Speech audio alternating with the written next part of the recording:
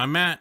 I'm Shane, and you are about to listen to an excerpt from a Comic Movie Marks podcast. So if you like what you hear, make sure you hit that like button real hard, and make sure you subscribe to Comic Movie Marks. And always remember, if Trailer Trash can do it, anyone can do it. All right, so now we're going to get, basically from this point on in the podcast, it's going to be full spoilers. Yes. It's hard to talk about any other things that aren't going to have some kind of spoiler in them. So at this point, full on spoiler talk.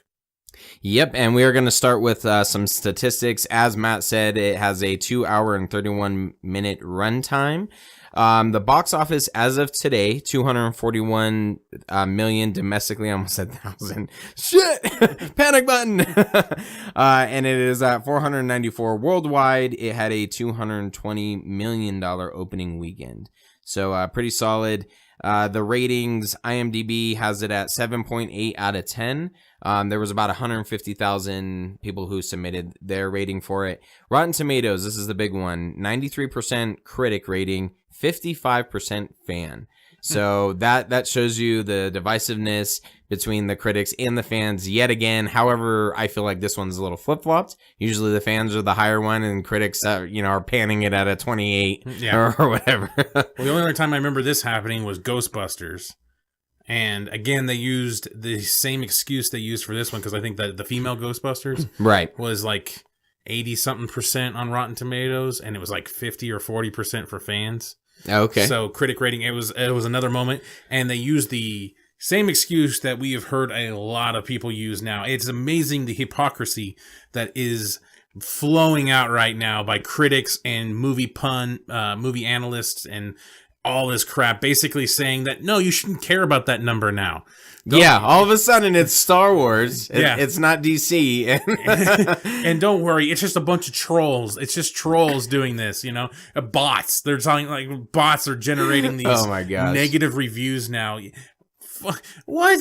No. Be consistent, you pecker nuts. There is no reason to be talking like that. There's just fans that are conflicted about the movie, and it didn't go the way they wanted to go. Critics are looking at it as whatever, some kind of spectacle. And, the people that are going to put reviews that may feel conflicted about the movie are Star Wars fans, probably. Right. Not every critic is a Star Wars fan. Right. So those people are like, oh, cool looking movie. All right. Has some cool things in it. Yeah, that dude got sliced in half. Spoiler. See, told you. Yeah. I was like, wait, what point are we at in the show? That guy got sliced in half. Oh, that's a cool part. Yeah. No. So the critics are like, from the outlook of like just watching a movie, yeah, you could probably give it a decent review. Right. It's got some Disney jokes in there, and boom, 93%. Great visuals. Score, fantastic. It's diversified. Yeah, it certainly is.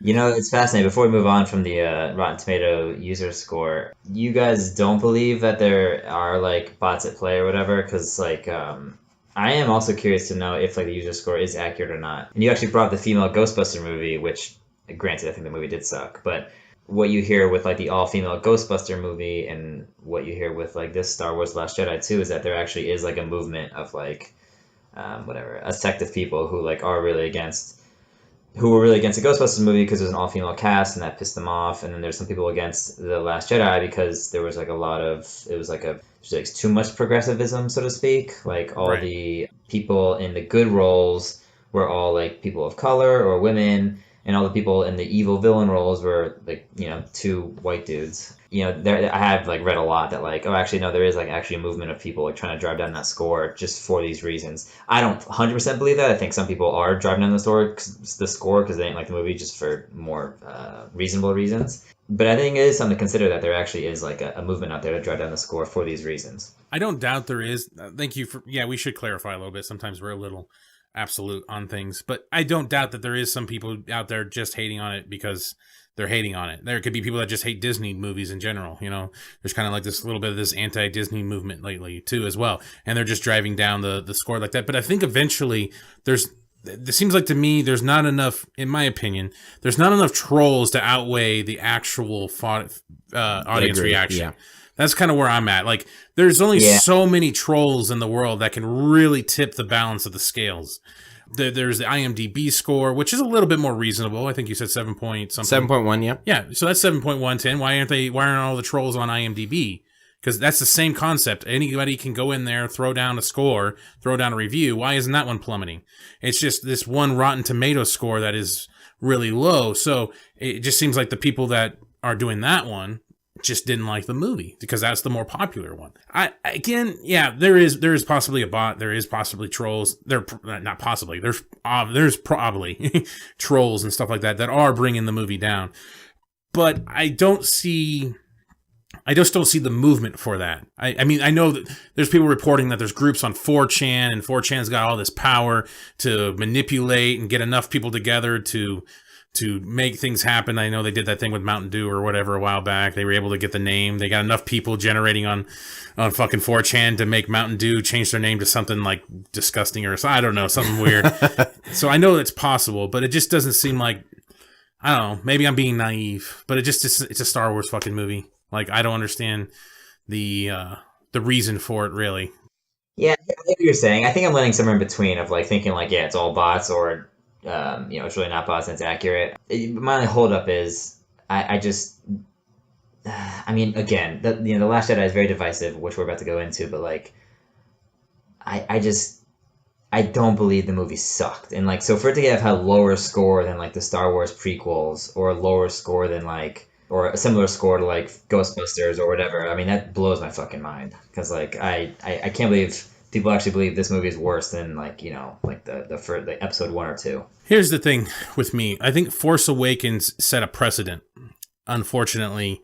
And I think, not unfortunately, but what it did was it set this tone. And it is like the third highest budget movie, it is the third highest grossing movie of all time. Right behind like Titanic and fucking Avatar. And Force Awakens has an audience score of 88% on Rotten Tomatoes. And so I think people, I'm not trying to really dog on people too much, but Force Awakens was very, very nostalgia filled. It was nostalgia dialogue from front to back. So now I think those people are going in and expecting a little bit more nostalgia, and pretty much following a linear line of what The Force Awakens set up, and this movie completely destroyed that. There is nostalgia to it, but it flips that nostalgia every time. Yep. And I think people got shut off by that. It didn't answer questions people wanted. It didn't do what people wanted. And sometimes when people don't get what they want, they have some major backlash towards a movie. And we've seen it on several different superhero movies, and you even see it a little bit on the Ghostbusters movie for different reasons, like it was all female cast. But in this case, I think it didn't, for most people anyway, the reason why it's so the reason why it's so conflicting is because it did flip that script a little bit. Mm-hmm. And I think that's what people are kind of like, I don't know how to feel about this, because it is so different from The Force Awakens. Mm-hmm. No, actually, that's a very solid point you just made, truly. And it's funny, for the reasons why I guess a lot of people loved The Force Awakens was the exact reason why I didn't love it. It was just like, it was too beholden to the, episode 4. It felt like a beat-for-beat remake of episode 4, in my opinion. And so I was just really turned off by that, and it felt very unoriginal to me.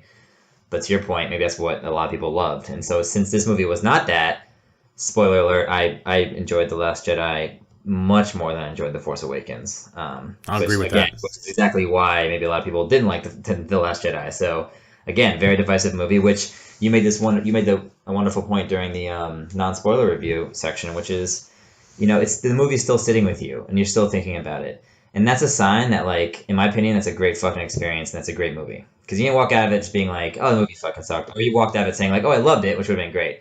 But I think walking out of a movie being like, damn, I'm not sure how I feel about it, and you're still thinking about it, and it's sitting with you, and you want to see it again and again and think about it, I might argue that it is even better than seeing a movie that you just love, because like, it's just having more of an impact on you, Yeah. So it's great. It's great. I think it's a great movie. So just one more thing to add to this. Rogue One received an audience score of 87%, 85% critic rating on Rotten Tomatoes. And for me, Rogue One was, in my opinion, it branched out a little bit further than even this. There's no nostalgia to it. There's almost a whole base of new characters. to go from that. You do have a little bit of nostalgia. I guess I misspoke, with Darth Vader and, and some of those scenes, but nothing too much like Force Awakens. And even The Last Jedi, you have Luke Skywalker, Yoda makes an appearance.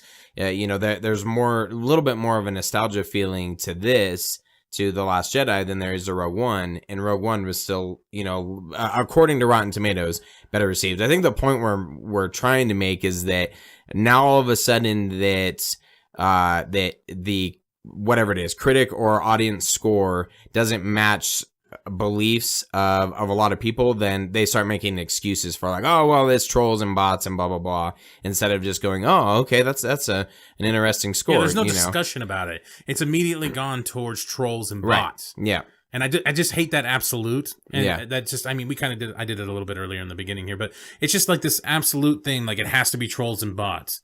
It's like, it can't be the fact that there is people out there that just maybe didn't like the movie. Yeah. Or a broken scoring system, which we always talk about, you know, like Rotten Tomato scoring system. It just, they, discredit anything now all of a sudden, because it doesn't support their argument. Rotten Tomatoes, they have a bot and troll problem. All these people before that defended Rotten Tomatoes saying, it's an easy number and all this bullshit. Like, it's something that you can really rely on and shit.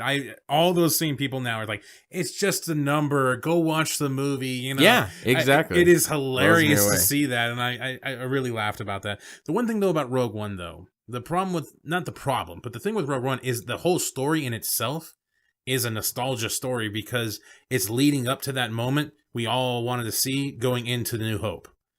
And did we know that was going to happen though? I mean, I guess you could assume that. Well, I mean, they're still I knew from the trailers and everything that they're still in the Death Star plans. Yeah. And New Hope starts with them retrieving the Death Star plans. Right. Yeah. So but it was going to kind of. Yeah. And even though that is a giant plot point, I don't feel like that's the main, part that I loved about that film. You know what I mean? Like there's so much more. Right, but that's you. So true. Okay. Yeah. No, but to Shane's point, I mean, yeah, we knew that was a point of the movie, but like stealing the Death Star plans. But going into Rogue One, I didn't know it was going to seamlessly, literally start, a New Hope, at the end of Rogue One. I didn't know it was like that seamless of a transition. So that was kind of a surprise to me a little bit. And so I think the reason why Rogue One was able to have an 86% or a higher rating, even though it was less of nostalgia, is because I think people went into Rogue One knowing it wasn't a Skywalker focus, even though it takes place in the Skywalker timeline. But it definitely was presented as a separate story, whereas maybe going into The Last Jedi, no, it's the quote main story, the Skywalker story, and so when someone flips that script and it's not about that or destroys that, which we're about to go into, maybe that's what rubbed people the wrong way. I don't know. So maybe Rogue One had that leeway that The Last Jedi doesn't, since The Last Jedi is one of the main installments, so to speak. And that's why we bring you on this show, because you bring up those fantastic points. yeah, absolutely right. That probably is why it worked, because people knew that it was separate. Yeah. We'll see what Han Solo does. Yeah. Then everybody's just clamoring for that Han Solo movie. Yeah. Jesus Christ. Who knows? Anyway, so many better movies. Congratulations, you made it to the end of the video. You're one of very few to make it to the end. Yes, thank you very much. Make sure you hit that like button and subscribe to Comic Movie Marks Podcast and hit the notification bell. All these fucking YouTube channels say this shit, so I'm going to say it now. Yes, it's perfect. And if you want to hear our full podcast, you can check out our podcast on iTunes or any other podcast subscription service. Make sure you subscribe. Thanks again.